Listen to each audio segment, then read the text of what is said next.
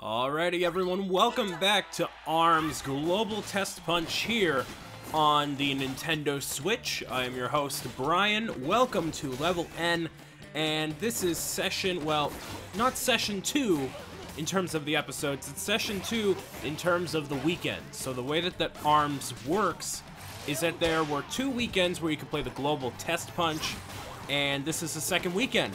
And a couple things have changed, as you can tell. I'm using an entirely new character called Twintel. And the reason she's called Twintel, I believe, she uses her hair instead of her arms as her defense and offense. Well, it's technically still arms, but, I mean, not in her case, I guess. I don't know how you want to call it. But she's one of the newer characters in the game. Well, she's a part of the full game. But this is her first introduction, the first time that the general public can use her. She's pretty cool. I actually really like her. And as we continue on through the episodes, you'll see me playing with her much more often. I really like the parasols that she's using that launch toward Ninjara and all these other characters. So the way that this weekend worked as well, it basically restarted. So this is a intro. This is just a regular computer match that you can play. You have to redo the whole tutorial. You have to redo the whole thing all over again because they treated it basically as if there were no new players, or actually exactly if there were all new players. So in case somebody last weekend didn't end up playing the Global Testpunch, this is your chance now to get into it. Some people played it, some people didn't, and as well as Twintel being inside the game, they took out the volleyball mode and replaced it with hoops. And you can do that in a one-on-one play session, which I really like. I prefer it to volleyball. I know that's a fairly popular opinion, I would say. And also I'm doing this as a post-play thing. Clearly, this was pretty late at night when I was able to play Splatoon 2. Keep saying that. ARMS Global Testpunch. So I think I keep saying that because it's so colorful, and I know I've mentioned this before, but it feels so good to have a new Nintendo IP that actually really works, and it follows that same formula of Splatoon, where it's a very quirky idea. It's an idea that if you tried to explain it to someone, they'd be like, huh? What is that? You know what? That doesn't really work. I don't know what you're thinking. And before we go any further, clearly I'm getting my butt kicked now because we're actually playing against a normal person here. Twintel is just a great character. She can float in the air for just a hot second there. She has really cool customization options that we'll get into in a few later sessions that we have here. So, yeah, other than that, it's basically more of the same. There's also another thing that's different. Now, in the last weekend play session, the last 3-day period you could actually play this, there wasn't any boss battles. So, the way that this is working now, there's a boss battle that we can potentially play with called Headlock. Now, this wasn't revealed, I believe it was not talked about or revealed beforehand. Here I'm just playing as Ribbon Girl, doing some target practice, waiting for a match here. Headlock is a multi-armed beast, robot, weird thing, just a really creepy looking thing, and we're gonna see that coming up. I don't know if it's in this session or one of the next couple of episodes we have going up, but Headlock basically takes over the head or the upper body portion of one of the characters, and you defeat them in a 3v1 situation. And Headlock can be either level 2, 3, 4, or 5. I faced off against mostly level 5 Headlocks, which is why they are super hard to defeat. People have said that when you play ARMS in the campaign mode, that playing against a level 4 computer is super hard to do. So this game definitely has a level of difficulty to it. I've seen people actually get aggravated because it's actually so hard that they can't get good at the game and they feel a little bit overwhelmed or a little bit just, you know what, this isn't for me, not willing to give it a try, not willing to get good at it. I mean, that's just the way that competitive games are going to work. You know, this is a very competitive situation, and I believe it's still fun. So the thing with ARMS, and the thing comparing it to Super Smash Bros., right? They're both fighting games, clearly, and they both have really unique characters, and the way that it works, you can either do really competitive ARMS, really competitive even Splatoon, and then Super Smash Bros. Like, you can go into Super Smash Bros. Like, okay, no items, final destination. If you really wanted to make it competitive, you could use, like, only the original 8 characters, or all melee-type characters, you know? With ARMS, you can still do that, but it's still just a fun game overall. There are other game modes you can play other than just fighting people or fighting against NPCs. You can see Headlock right up there. There's other things that you can do, like there's hoops and there's volleyball, and then in Super Smash Bros. There's Target Smash, and then Splatoon, there's the single player. There's is it just single player that's in there? There's the amiibo challenges. So there's other things that you can do, but I feel like with this game compared to Splatoon, because I remember Splatoon did a global test fire, not Splatoon 2, I mean, that did it as well, but also just normal Splatoon on the Wii U did a global test fire, and people were so willing to give it a chance. I feel like people were so willing to go out and try it and go and buy it, and it was a obvious success. It did really well. They're making a second one for the Switch, and I think the Switch one is going to do even better than the first one, now that so many more Switch consoles are going to be in people's hands, and online is going to be better, hopefully, fingers crossed, you know. If the ARMS Online is a testament to the future of Nintendo Online, then we're in for something good, because I haven't had any problems with ARMS Online other than the servers going down for maintenance, which is the only real time I get disconnected, or if someone is AFK, so that too. But with ARMS, I feel like people are very quick to be like, yeah, I don't want this. No. And they just don't feel like giving it as much of a shot as they have for Splatoon. Even though it's the same, it's obviously not the same concept, it's the same idea.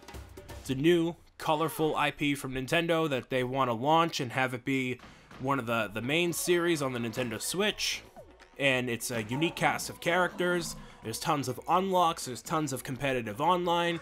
There's a lot of casual stuff you can do that's not online either. So, I really like it. And I believe I would buy it if it wasn't my job to review the game. It might be a situation where I wait at first, but I would definitely pick it up. Like Splatoon, when it came out, I bought it right away. I was really impressed with the global test fire. I thoroughly enjoyed playing it up until like the end. Like toward the end, I was like, oh, I can't play this anymore, because the way that and this is going to be interesting too, the way that ARMS is going to do the ranking system for online multiplayer. So first of all, the way that the game works, you need to play through the Grand Prix in order to go online. So you need to beat at least, like, I think it's a level 4 CPU. You need to be of a certain stage in the single player in order to go online. So when you go online and play people, you're already playing against people that know what they're doing. Like the thing with the online, you know, Testpunch here, not many people know what they're doing because they've never played the game before. So you can't blame them if they're AFK, if they just give up, if they quit, you know, whatever. Or they just stand there. Like, there's a couple people that we end up playing that just stand there and fire the arms. And I'm like, oh, you're really bad at this. But it's like, okay, people don't know how to play, even though they did the intro and the demo and whatever. So, actually, this game mode is a new one too. Skill Shot, which wasn't in the first session that we did. It's unique. I will say that. 2v2, little hectic. Not really a fan of it. I'm sorry to change the subject so abruptly. What you do is you just launch your arm and you just destroy the targets, and that's it. But you can also hit the other players on the other side to get points from them too. So like if I hit Master Mummy, I get 5 points, they get 20 off of me, you know, whatever. So this is really hard in 2-player because the way that 2-player works, like you can't jump over your teammate, you can't, you know, move like past them, like they are basically in your way. So you're not only competing with the time, the score, your enemies, but also in a way your teammate, which I really don't like at all.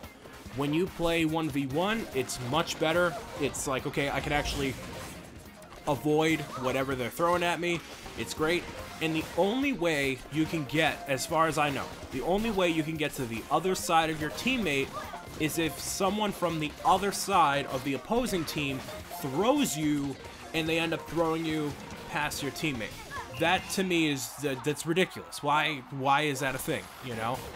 Why can't I just like shimmy, like dash, go kind of through my teammate and do it like that? I don't know why.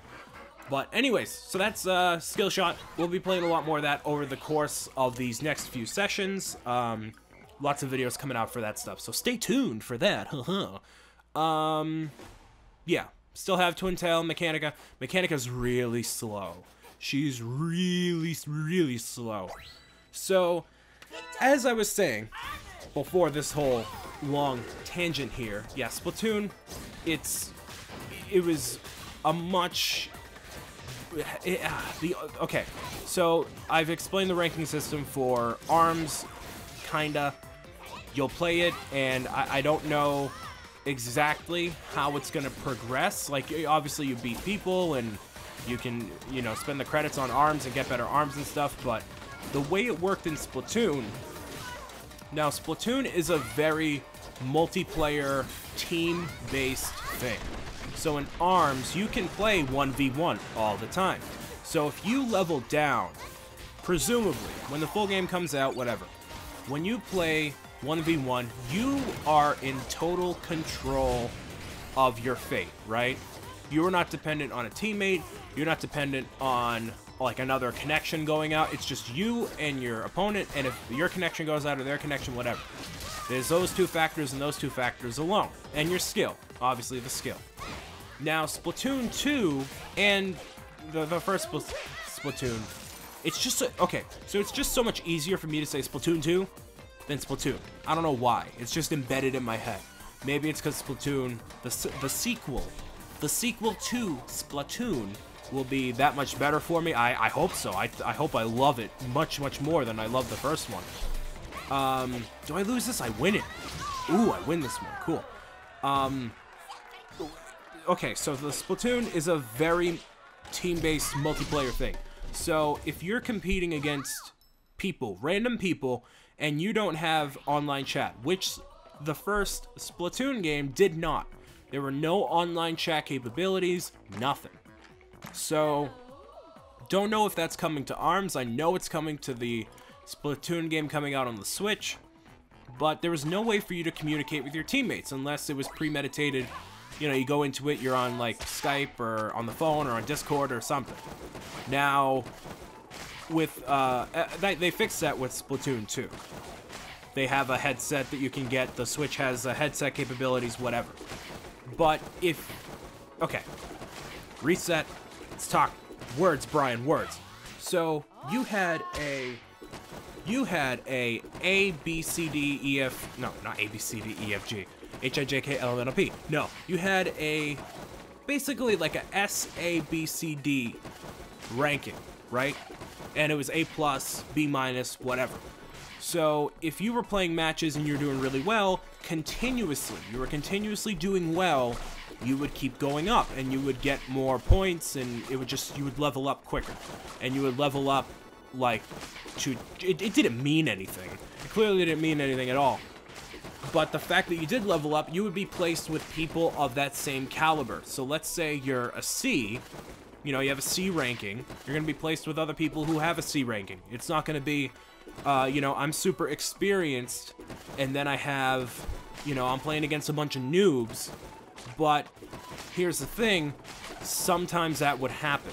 And I hate to say, oh, well, I'm blaming my teammates for my own loss, But when you have a team of 4 people, and then, you know, one of them kind of gives up halfway through, another one disconnects, and the other one isn't following, they're like actively going against the strategy that you're kind of presenting, it becomes a team-based game, but no, like an individual team-based game. It's like when you play Call of Duty, right? You play Call of Duty, clearly you're on 2 teams, but you kind of do your own thing. You don't work as a unit to go and work toward the common goal, like in Battlefield, for example. In Battlefield, that's what you have to do. You can't go out, or I mean, you shouldn't go out on your own, guns a-blazing, doing whatever. It's just not going to work. But Call of Duty, you totally could, and that would be fine. And I've done that before, and it's worked miraculously. So that's the issue I had with Splatoon, because like typically, almost never, I don't play with other people. Not because I don't have any friends, but, well, actually, in the case of the Wii U, I didn't have any Wii U friends. I didn't play a lot of games and record them, and a lot of my friends, they just didn't have Wii U's. Like, they would have a Wii U, but they don't have Splatoon, or they don't have Mario Kart, or whatever. So, the Switch, different story. I know much more people that have a Wii U, or rather, a Switch, than they do have ever had any, like, I've had people that I've talked to who are like, this is my first Nintendo console since the Nintendo 64, or the DS, which came out in 2004. 2004. So it's been a while, and the reach is so much greater. Hopefully there's a lot more skilled people out there. Wow, Mechanica got it. I'm hoping I can actually play with not only, you know, my personal friends, but you guys too. If you want to add me on the ARMS and the or rather on the Switch, I will. I should really like do like an intro, like, hey, you can add me by here doing this. You know, that would be really helpful. Maybe I'll do that for the next kind of batch of videos that I do. I'll figure out something to put together for you guys. So, like, I do want to play with more people. You know, as long as they are, you know, you don't have to be like Major League Gaming, but you know, be at least a little bit good. A little bit. So here we have Helix and Ninjara. Got 2 ice dragon things. These are really cool because you can like aim them from really far away, but they control not too well. But at a short range, not really the best thing. Not really the best thing at all. But super powerful when you launch the ice beam at them. There you go. And like you can customize that in the full game. You can have like a fire dragon thing, you can have ice, electricity, it's all depending. So it's not just exclusively ice. So Ninjara, still bouncing around over here. I forget who wins this one because he has a special coming up. Now, what I have gotten a lot better at, it's really a game of prediction, right? So if you can predict when he's gonna use his special, I do it really, really well. Not in this session, not the next one, but the one after. I start doing it really well, and I counter all of, or almost all of the people's different specials. Like, basically what you need to do is foresight, okay, when would I launch my arms to attack him? When would he use a special, and when should I block? So if you can, like, typically you'd be like, okay, I'm gonna launch my arm right now. And we have, not a headlock battle, that's coming up. But there's another one right there going on. If I launch my arm right now, he's gonna hit me with a special because I can't block. So if you can train yourself to not rely on that instinct of let me throw my arm, you block it. Block it first, then he'll use a special, you just countered the whole thing. Because instead of it doing 300 damage, it does 50. So keep that in mind. This is a hoops battle, and that's going to conclude it, actually. We're wrapping up on this video right here. I want to thank you. I know that the video's still going on, but I want to thank you for listening and watching to this ARMS Global Test Fire video here on the Nintendo Switch. He's got the Kobe Bryant on me right there. I hope you tune in for even more ARMS coverage, not of just the Global Test Fire, but Test Fire. Oh, stop saying that. Test Punch. Test Punch.